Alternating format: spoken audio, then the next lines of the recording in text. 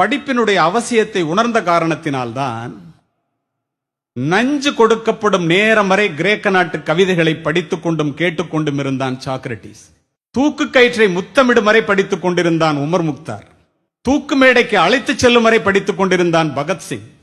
படுக்கின்ற இடம் கூட படிப்பகத்திற்கு அருகாமையில் கேட்டார் அண்ணல் அம்பேத்கர். படித்துக் கொண்டிருந்த புத்தகத்தை முடித்துவிட வேண்டும் என்பதற்காக தன்னுடைய அறுவை சிகிச்சையே அடுத்த நாள் மாற்றி வைக்க சொன்னார் பேரறிஞர் அண்ணா. பயணங்களின் போது எல்லாம் படிப்பதையே தன்னுடைய வழக்கமாக கொண்டிருந்தார் பாரதத்தினுடைய முதல் பிரதமர் ஜவஹர்லால் நேரு. படித்துக் கொண்டிருந்த புத்தகத்தை முடிக்காமல் தூக்கத்தையே மறந்தவர் முன்னாள் ஜனாதிபதி ராதாகிருஷ்ணன் அவர்கள். படிப்பால் மட்டுமே பாரதத்தை பாராள வைக்க முடியும் என்று படித்து படித்து சொன்ன மகா மனிதர் திரு APJ அப்துல் கலாம். 35 ஆண்டுகள் நூலகத்திலே மூழ்கி மூலதனம் என்னும் வேதாந்தத்தை கண்டுபிடித்தான். இன்று வரை கம்யூனிஸ்டுகளுடைய பைபிளாக போற்றப்படுகிறது கார்ல் மார்க்ஸ்.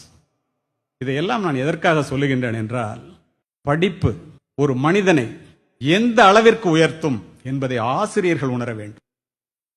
பிக்காசோவினுடைய ஓவியத்தை விட, பீத்தோவனினுடைய இசையை விட, ஹியூகோவினுடைய ஒரு வாக்கியம், கதையினுடைய ஒரு கடைச்சொல், கம்பனினுடைய ஒரு செய்யுள், பாரதியினுடைய ஒரு பாட்டு, என் கண்ணதாசனினுடைய ஒரு வரி நம்முடைய வாழ்க்கையே புரட்டி போட்டது. அதற்காக படிக்கிறது.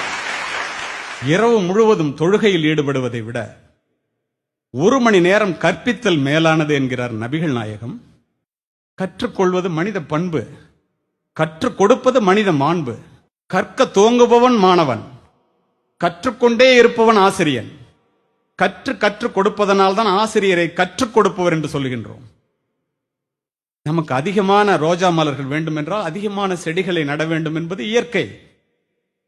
நமக்கு அதிகமான அறிவு வேண்டும் என்றால் அதிகமான புத்தகங்களை படிக்க வேண்டும். நீர் அளவே ஆகுமாம் நீராம்பல், தான் கற்ற நூல் அளவே ஆகுமாம் நுண்ணறிவு. நிறைய பட்டங்களை பெற்று தன்னுடைய பெயரை அலங்கரிப்பவர்களை விட நல்ல புத்தகங்களை படித்து தன்னுடைய மனதை அலங்கரிக்கின்ற ஆசிரியர்கள் மேன்மையானவர்கள் என்பேன்.